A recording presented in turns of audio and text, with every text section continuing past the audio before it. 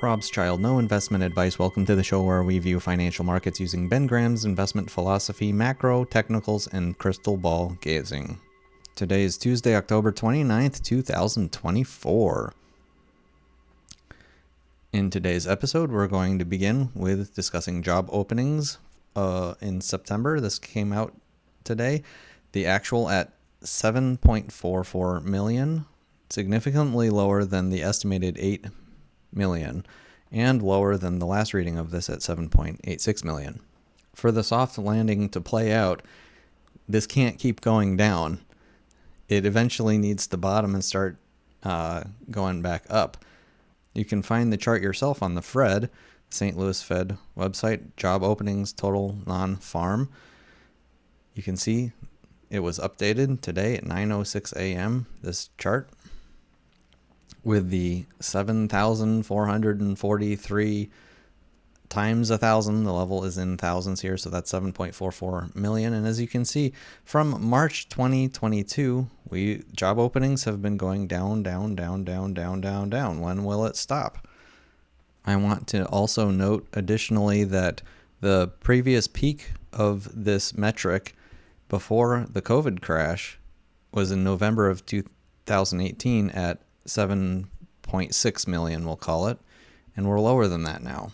And before we had even heard about COVID, the Fed was already planning on cutting. That's an important thing to remember. You can even see that the job openings were actually decreasing from November 2018 all the way into the COVID crash. If we scroll out on this chart, you can see very clearly that when job openings are dropping, it's typically not in good times. During the dot-com bust, during this gray bar, the recession of 2001, job openings collapsing, bottoming in 2003 in July, and then going back up. Everything's fine. Going straight into the financial crisis, dropping throughout the whole financial crisis. Everybody was saying, nope, no more jobs. I mean, still, there were, funny enough, we had only bottomed at 2.2 million job openings. So there still were job openings during this whole time, but just a lot less. We went down. Since then, we've been going up and up and up and up, and then going down, going into the COVID crash, arguably. It's hard to say if what would have happened without COVID. But, very notably from March 2022, we've been just spiking down, not stopping yet. If we're going to see a soft landing, this needs to stop going down. And today's report shows it going markedly lower. Next up on today's episode, AMD beating earnings, but gave cautious guidance.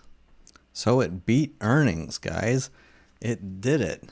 The semiconductor industry that I have been pounding the drum and just saying nonstop about how the semiconductor industry as a whole has been priced as if it's a tree that's going to grow forever, and trees grow very tall and they don't grow forever. And so what happens when you beat earnings, but you don't just kick it, you don't hit it out of the park or out of the country?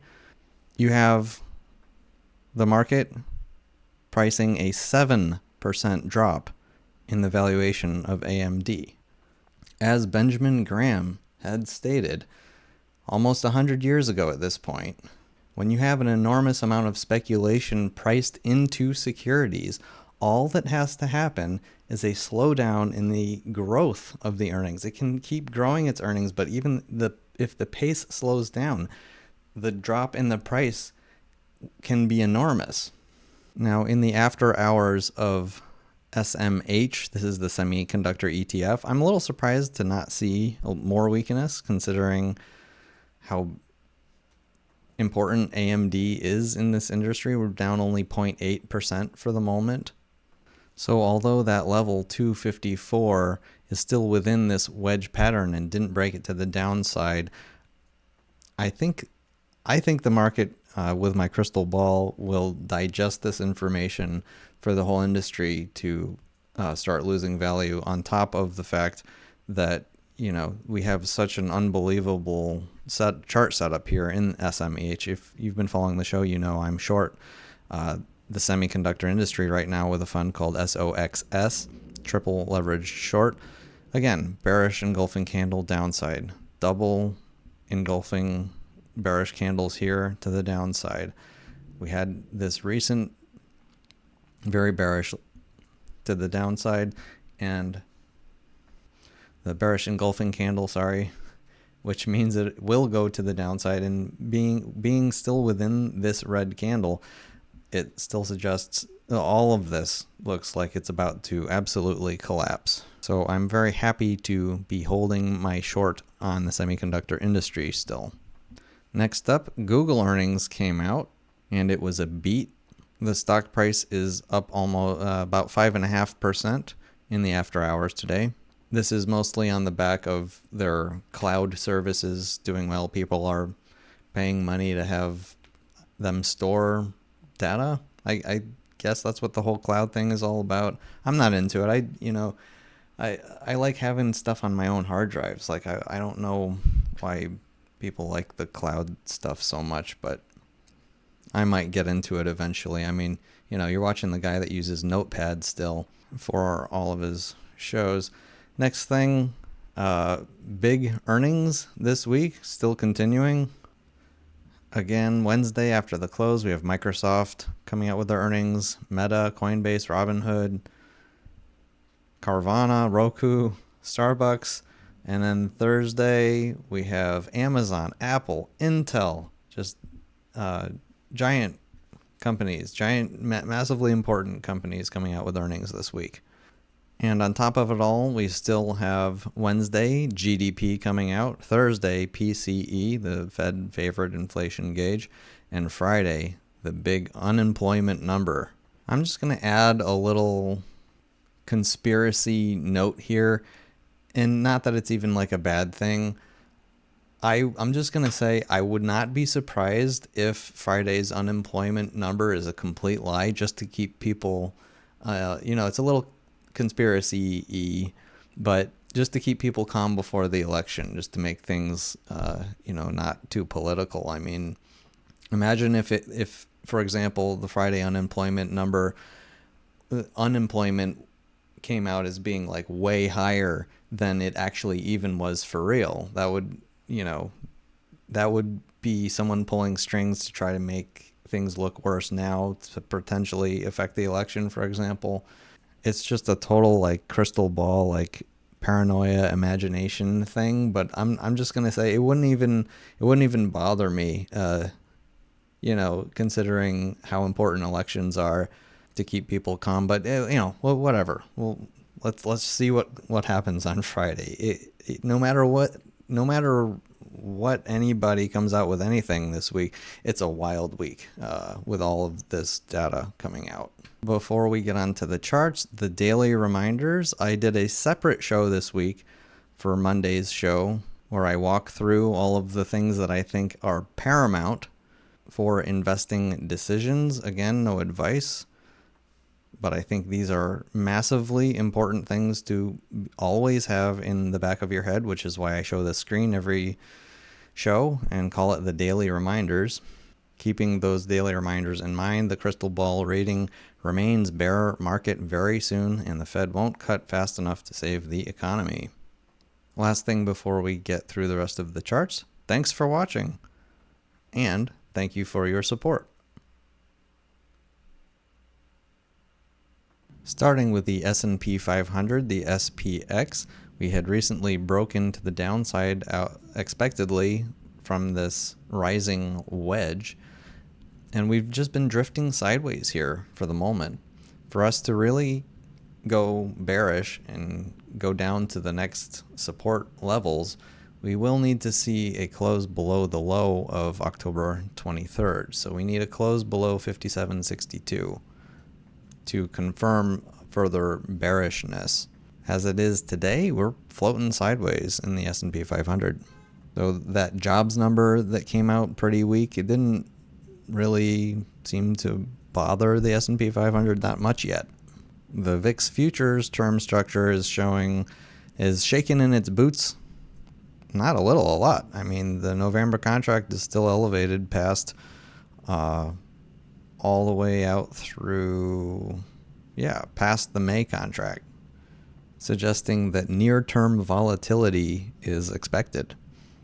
Next up is the high yield or junk bond credit spread between, what junk bonds have to pay above the treasury rates when they're borrowing money. These are a collection of, these are bonds that the market doesn't consider to be investment grade because they can default a lot easier and go bankrupt a lot easier than investment grade bonds. We are, again, historically tight, even tighter than we have been recently. I've been saying how unbelievably tight we've been since we dropped below 3% spread, and now we're at 8.82. Again, spreading out to the beginning of this chart on the Fed, you can see we don't get below 3% very often. This market is taking high risk for a little bit more reward.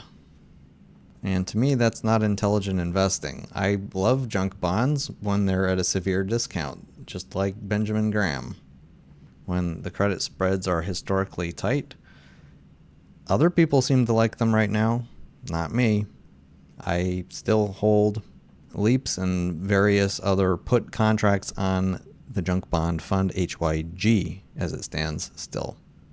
I was convinced by my own trendline analysis that the 10-year Treasury note was destined to get up to the 4.38 level, and verified investing Gareth Soloway said that it got to his level. This is why I always say I'm not the greatest chartist. It's funny. He and I are sort of opposites. He uses macro to help his charting techniques, and I use charting to help my macro investment views. He is a much better and more experienced chartist than I am, and so maybe today was the day to get into TLT, maybe the last day to get into TLT for a while. I'm not sure. I'm going to have to think about what I'm going to do. Like I have been saying on the show, I was planning to put on the rest of my cash into TLT once we got to my target. I think I still might wait to see if we get there. I mean, my trend lines are pretty good. They're not terrible. Again, for reference, the trend line begins in March 2021, going up to this neckline between May of 2023 and December 2023, forming a major head and shoulders top, which we broke. And I see this as the retest, which should get rejected hard. This is a very solid trend line here. Now, I am already, I'm still 50% in long duration treasury bonds. I am looking to increase this.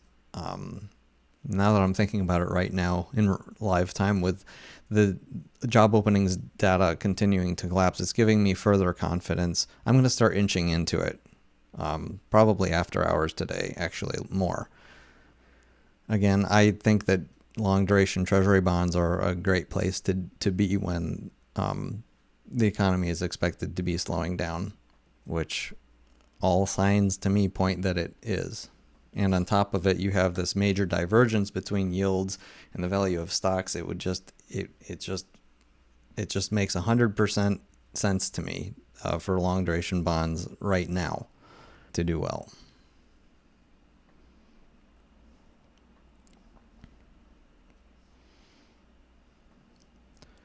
Please remember, as always, you, the viewer, are literally watching a guy with a crystal ball in front of him, and all of your choices are your own in your investment choices. And I don't say that just for any kind of legal reasons. I say that because it's important for you to always know that you are indeed responsible for all your decisions and indecisions, as I like to say. I've been bringing up the Treasury yield curve and noting how the difference between the 4-month and the 20-year are getting so tight. Now, as it stands today, I just continue to be, I'm excited about this. The uninversion is typically like that's it. We're in recession, and that's when this stuff really is hitting the fan. And the 4-month right now at a rate of 4.64, while the 20 years at 4.61. That's a 3 basis point spread. Again, every day that passes gets us closer to 3 months in the future, 4 months in the future, and that's how the yields are. They're pricing in the expectation of the Fed cuts. So unless something changes drastically, these should be continuing to drop the front end of the curve. The final nail in the coffin will be when the 3-month drops below the 10-year. Very notably, Bitcoin today soaring higher. I said yesterday that how it looks like we were breaking out finally. We had confirmed yesterday a breakout to the upside, and artists I listened to say we were headed to 74,000, and we didn't quite get to 74,000, but we were pretty darn close at 73.7 thousand. I don't like the risk here personally, but it's certainly exciting to watch. Wood, one of my favorite leading indicators, breaking notably lower today, dropping 1.6%. This, along with home builders and oil, are not showing a lot of strength right now, contributing to the bearish case, contributing to the idea that, yes, indeed, there's an economic slowdown coming. I hold 5% of my account in Nissan stock because I believe that it has the kind of cigarette butt gram type valuation to it. Its balance sheet shows that if the company were to liquidate, the shareholders would do well. It looks to me, from everything that I can tell, that this is a no-brainer stock to be buying right now. And on top of it, we have this wedge pattern that has been building up, and we have earnings coming out on November 7th.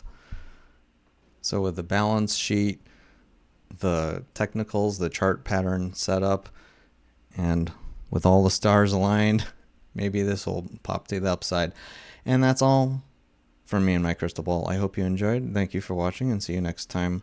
Robschild.